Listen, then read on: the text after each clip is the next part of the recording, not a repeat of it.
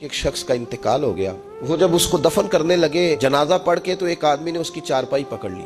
उसने कहा इसने मेरा 45 लाख रुपया देना है, पहले पैसे दोगे फिर दफन करने दूंगा। 3 बेटे भी थे। अब वो 3 बेटे कहने लगे किधर से पैसे दें, 45 लाख ही कह दिया है, हमें तो अब्बा ने कोई नहीं बताया, हम किधर से दें। जब बात बहुत तेज हो गई, शोर हो गया। 3 बेटे थे तो एक बेटी भी थी। उसने सारा जेवर उतार के भेज दिया। उसने कहा उस चचा से कहो ये रख ले और मैं थोड़े थोड़े करके पैसे लौटा देती हूँ, पर मेरे बाप को मरने के बाद यूं रुसवा न करे। वो बेटी ने 8-10 लाख का जेवर भेज दिया तो वो कर्जा लेने वाला शोर करने लगा। उसने कहा ओ मुझे पता चल गया, मुझे माफ कर दो सारे और इसे दफना दो।